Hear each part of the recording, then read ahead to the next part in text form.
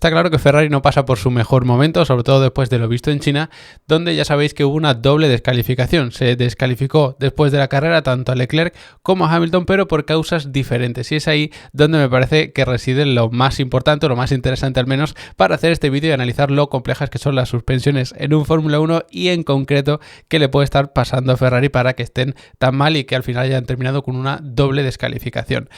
Antes de empezar, advertiros, vamos a ver cosas bastante técnicas, un poquito densas algunas de ellas, lo voy a intentar hacer lo más ameno y por supuesto lo más sencillo posible, pero recordaros en ese sentido que en Level Up Academy tenéis una cantidad tremenda de cursos y de masterclasses para aprender sobre automovilismo tanto real como virtual, así que si queréis mejorar en el simulador, queréis dedicaros al mundo del automovilismo de alguna manera, simplemente sois aficionados que quieren profundizar más y entender más todas estas cosas relacionadas con telemetría, con mecánica, con setups, con pilotaje, con aerodinámica, con estrategias, lo que os ocurra, os aseguro que tenéis una cantidad de cursos brutal con la que podéis aprender desde el nivel que tengáis y hasta llegar a donde vosotros queráis. Tenéis además incluidas las descargas con algunas plantillas, alguna documentación, este tipo de historias. También tenéis setup para Sim Racing, que cada uno de los setups está acompañado de un vídeo explicativo para que entendáis por qué hemos hecho así el reglaje y que también lo podéis terminar de pulir a vuestro gusto. Así que, de verdad, todo lo que necesitáis es un precio increíble por la cantidad y calidad de cursos que tenéis por ahí.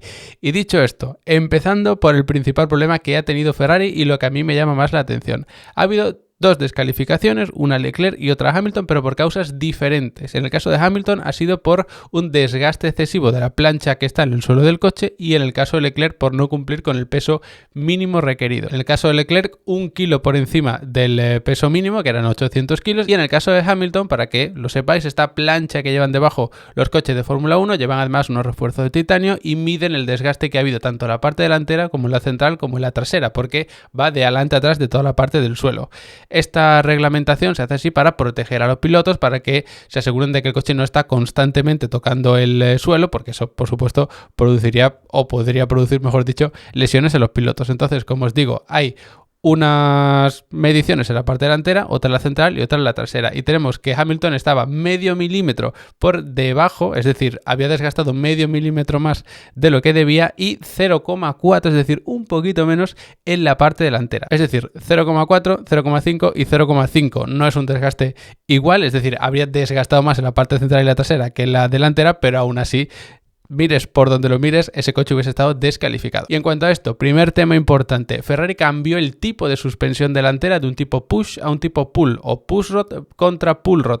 Tenéis aquí un vídeo en el canal hablando de esto tranquilamente, ya de hace 2 o 3 años el vídeo, pero os lo recomiendo encarecidamente porque analizamos cuál es la diferencia y sobre todo qué impacto tiene, qué implicaciones, ventajas y desventajas tiene cada uno de estos tipos. En resumen, lo que pasa en una suspensión tipo push rod, que es la más habitual, al menos antes en la Fórmula 1, porque ahora sí que hay varios equipos ya que montan la pull, entre ellos ahora Ferrari, pues en ese tipo push lo que pasa cuando la rueda se comprime es que ese brazo de la suspensión va a empujar el rocker y con ello todos los elementos elásticos que tiene la suspensión. Sin embargo, en un tipo pull es al revés, cuando la suspensión tiende a comprimirse o desde fuera parece que se está comprimiendo, es decir, la rueda se acerca al chasis, los elementos elásticos se estiran. Por lo tanto, es un cambio en la dirección de esto. Por resumirlo, cambia el efecto de la aerodinámica, cambia el balance de peso porque ya todo lo que es el sistema de suspensiones, en vez de estar en la parte de arriba, está más en la parte de abajo, siempre dentro del frontal del coche porque estamos hablando de la suspensión delantera. A la hora de hacer los reglajes es bastante más engorroso, bastante más complicado porque no están arriba y para los mecánicos les sería mucho más cómodo. También va a afectar, por supuesto, a la resistencia a estos materiales porque el esfuerzo es diferente, en fin, cambia mucho. Sí que es cierto que viendo que Red Bull monta pull rod delante y McLaren también, que Ferrari decida poner también este tipo pull rod delante, parece que era una forma de acercarse a estos equipos o dar al fin y al cabo un paso adelante. Y quizás sea así, el potencial de este Ferrari no sabemos hasta dónde puede llegar, quizá incluso con este sistema de suspensión pudieran competir con los McLaren, pero de momento no lo han entendido. Ya digo, afecta al centro de gravedad, cómo haces el setup, a nivel aerodinámico, a todo el tema de las inercias, afecta prácticamente a todo. Entonces, lo que ya sabías de tus suspensiones anteriores, que eran tipo push, ahora que son tipo pull, no te sirven al menos de forma directa, sino que tienes que intuir qué modificaciones tienes que hacer sobre aquellas modificaciones que ya hiciste el año pasado. Y ya sabéis que yo digo siempre que las suspensiones son como la columna vertebral de los reglajes de un coche porque lo afectan todo. Entonces, si la suspensión delantera no está acorde, pues el resto del coche, por supuesto, va a sufrir. Empezando por la suspensión trasera, por supuesto, porque las dos tienen que trabajar acorde, pero a nivel de neumáticos, de aerodinámica, del diferencial, de la dirección, de todo lo que se os ocurra, está afectado. Y teniendo en cuenta este cambio drástico de Ferrari para este año, también tenemos que tener en cuenta la influencia del peso tanto en las suspensiones como en la propia altura del coche. Por cierto, también tenéis aquí un vídeo, mucho más reciente, sobre ajustar las alturas tanto para competición real como simuladores, y os recomiendo encarecidamente que lo veáis porque ahí os explico en todo lo que influye realmente el tema de las alturas y cómo ajustarlo, cuando te puede interesar subir, bajar, adelantar, atrasar el peso, todas estas cosas. Entonces, dicho esto, el tema del peso, que se ha hablado mucho también, hay que diferenciar entre el peso en estático y en dinámico, y hay que diferenciar en el peso que cae en la parte delantera y el que cae en la parte trasera, es decir, eje delantero y eje trasero. En el caso del peso estático, pues es el peso que tiene el coche y ya está. El coche pesa 1000 kilos y el 60% del peso está delante, vale, pues delante hay 600 y detrás hay 400, punto, por hacer la cuenta muy rápido. Sin embargo, luego cuando frenamos se transfiere peso al tren delantero y por lo tanto pasará de 600 kilos a 630, por ejemplo, y por lo tanto esos 30 kilos que ha aumentado el tren delantero los habrá perdido el tren trasero. Y es cierto que este peso te va a provocar también más inercias, tanto cuando quieras frenar que te empuje hacia adelante, cuando quieres acelerar que te empuje hacia atrás, y cuando giras hacia la derecha te empujará a la izquierda y viceversa. Por lo tanto, si tienes un descontrol en el peso dinámico, sobre todo, que es el que nos interesa, vas a sufrir también subviraje sobre viraje y te va a costar mucho, en definitiva, controlar el coche. Eso sí, lo bueno es que vas a tener más agarre porque al haber más peso, pues es un empuje hacia abajo y por lo tanto vas a estar apretando más el neumático contra el asfalto y vas a tener más agarre ahí. Y aquí me quiero detener porque, claro, para que ese peso se traduzca en más apoyo en los neumáticos, tiene que pasar por las suspensiones, que son las que enlazan lo que es el chasis, donde está ubicado, por supuesto, el combustible, por ejemplo, que es lo que más va a variar el peso del coche a lo largo de una carrera,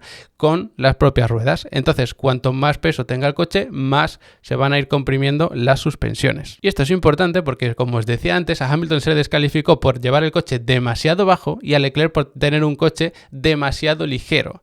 Y aquí está la cuestión. ¿Es que acaso si ponías el coche más pesado, como era el caso de Hamilton, tanto como para cumplir el reglamento, ya iba demasiado bajo el coche? O lo que es lo mismo, si en el caso de Hamilton le hubiésemos quitado peso al coche, ya se hubiese ahorrado ese desgaste excesivo en la plancha y hubiésemos tenido el problema de Leclerc. Tiene pinta de estar relacionado porque, como digo, el tema del peso del coche tiene una relación directa con la altura que va a llevar el propio coche. Si al cambiar esto cambia el desgaste, pues está claro que está bastante relacionado. Además, tened en cuenta que el depósito de combustible está bastante bien centradito en el coche, pero quizá un poquito más atrás. Y en el caso de Hamilton, os he dicho antes que se desgastó un poquito más, estoy hablando de 0,1 milímetro más, tanto la parte central como la parte trasera respecto a la parte delantera de esa plancha. Que quizá en todos los circuitos el coche vaya más bajo de atrás que de delante. Puede ser que haya sido algo puntual por los cambios de pendiente que hay en China. Puede ser por 400.000 cosas, pero lo que intentamos es analizar las relaciones que pueden tener ambos y esto al menos sí que nos encajaría. Y en este punto alguno pensará, bueno, pues levantas un poco más el coche y ya está. Que sí, que el coche va a ser más lento porque a nivel aerodinámico es peor, porque el centro de gravedad vas a tener más inercias y no sé qué historia, pero por lo menos está dentro de la norma. Sí que es cierto, pero los problemas de levantar el coche van mucho más allá, porque claro, si tú mantienes el ajuste exactamente igual en todo, pero con el coche un poquito más alto, pues en el caso de Hamilton no se le hubiese descalificado porque al llevar el coche más alto, la plancha no hubiese rozado tanto con el suelo, no se hubiese desgastado tanto y el coche podría haber terminado la carrera de forma legal. Y en el caso de Leclerc, pues hubieses puesto más peso y no se te hubiese descalificado aún así porque hubieses tenido el mismo caso que estamos hablando de Hamilton, ¿no? Por simplificarlo mucho, por supuesto. No sabemos qué hubiese pasado en el coche de Leclerc si hubiese tenido 1 kilo más o si se hubiese metido, por supuesto, por la zona para coger más viruta de goma, alguna historia, y yo hubiese aumentado el peso, ¿vale? Entended que lo estamos simplificando al máximo. Entonces, el problema es que cuando tú levantas el coche, sí, a nivel dinámico básico, se estropean algunas cosas, a nivel de aerodinámica también, por supuesto, las inercias, el balanceo, el cabeceo, todas estas cosas que hemos mencionado otras veces. Pero es que el problema se agrava mucho más porque se suponía que con esta nueva reglamentación de la Fórmula 1, el 50% de la carga aerodinámica iba a estar generada por el suelo y el difusor y el otro 50% repartido entre alerón delantero y alerón trasero. La realidad es que llegado a este punto, de lo que se está hablando, sobre todo gente que por supuesto tiene más información desde dentro de trabajar con equipos y demás, es que en torno al 70% de la carga aerodinámica se está está generando con el suelo y el difusor. El suelo de los Fórmula 1 junto con el difusor genera carga aerodinámica porque se acelera el flujo de aire que va entre el suelo del coche y el asfalto de tal forma que se produce una succión y de esta forma conseguimos tener carga aerodinámica. No es un empuje de arriba abajo como podría ser con los alerones, simplificándolo mucho, sino que es una succión. Es como si desde abajo del coche tiramos también hacia abajo. Entonces, si tú levantas el coche, el aire en vez de ir por este flujo, va a ir por uno bastante más grande. Entonces ya no va a ir tan rápido, insisto, simplificando el tema, y entonces vas a perder agarre. Y no es que estés hablando de perder un poquito de agarre por la carga aerodinámica, sino que puede ser mucho. Y además, hay que controlar muy bien estos flujos. Ya no solo que el aire que va por ahí te genere menos carga aerodinámica de por sí, sino que tienes que controlarlo muy bien, tanto el aire que va por el suelo del coche como el que va al difusor. Y no se te puede ni escapar aire hacia afuera ni que entre aire sucio hacia adentro. Por eso se tiende a poner tantos vórtices en los bordes del suelo para hacer una especie de barrera protectora y que ya ni se cuela aire de fuera que no te interesa porque no va con la velocidad que tú quieres, ni que el aire que tú has tratado y que va perfectamente laminar como a ti te gusta se te escape, porque si se te escapa ya no te genera ese efecto de succión. Así que es muy sensible la Fórmula 1 actual ante cambios en la altura precisamente por la carga aerodinámica que se genera tanto con el suelo como con el difusor. Y por poner más contexto sobre el asunto, en un Fórmula 1 actual se pueden controlar millones de cosas a nivel de reglaje.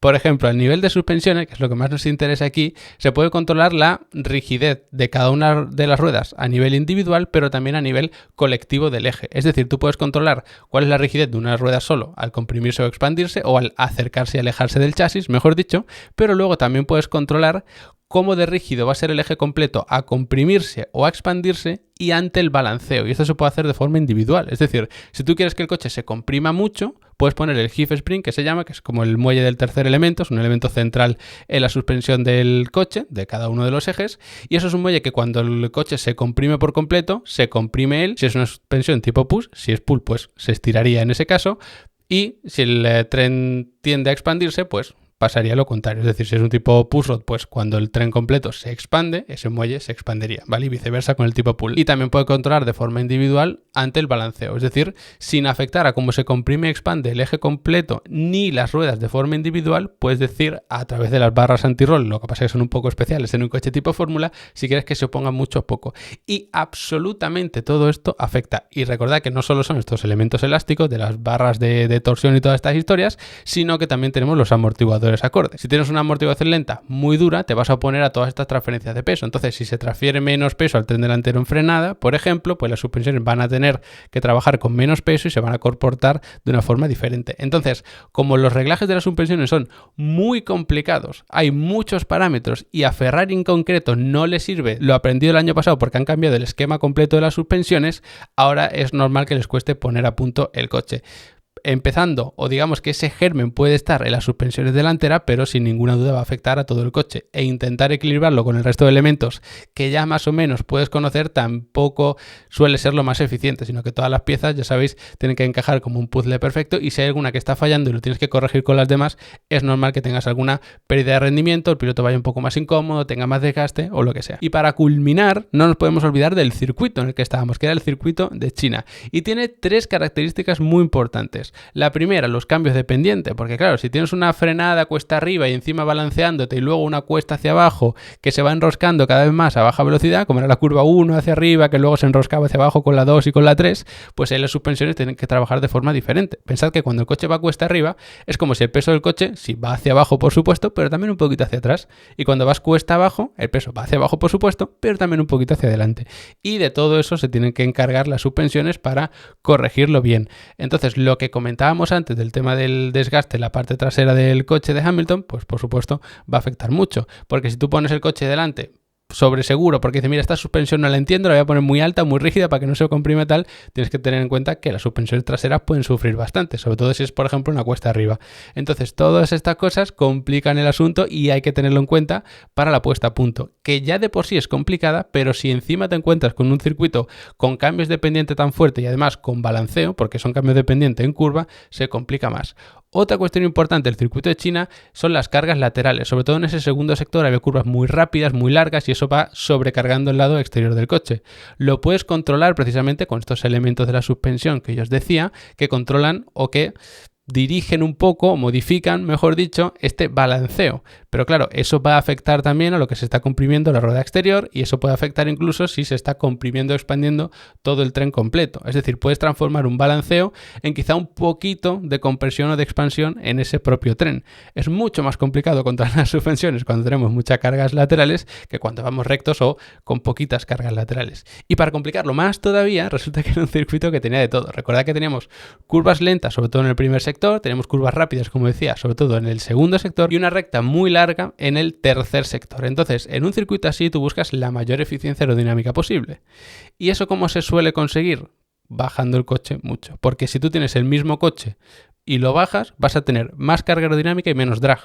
Por lo tanto, disparas la eficiencia aerodinámica. Ahora, si subes el coche, que era esa posible solución, ¿no?, que proponíamos antes, vas a ir peor en recta y peor en curva. Es un desastre. Entonces, por eso quieres llevar siempre el coche, al menos a nivel aerodinámico, lo más bajito posible. Combinando todo, lo complejo que es, en el fregón en el que se han metido los de Ferrari, cambiando la suspensión delantera, que solo llevamos 2 grandes premios y que encima el circuito de China lo complica todo aún más, creo que es normal que Ferrari le cueste, quizá no tanto como para ser descalificado, no es por justificarlo, pero sí que creo que le deberíamos dar algún gran premio más para que terminen de entender bien su coche, porque además en Australia hubo una carrera en lluvia y en China solo hubo un entrenamiento libre, aunque luego la carrera sprint también se puede aprovechar como entrenamiento. En definitiva, un problema complejo, espero que os haya ayudado a entender la complejidad del asunto, aunque no podamos saber a ciencia cierta qué es lo que le pasa a Ferrari, pero sí que podemos analizar el problema. Recordad que si queréis saber mucho más de automovilismo, tanto real como virtual, de Fórmula 1, de cualquier categoría, os recomiendo que os paséis por Level Up Academy y nos vemos muy prontito.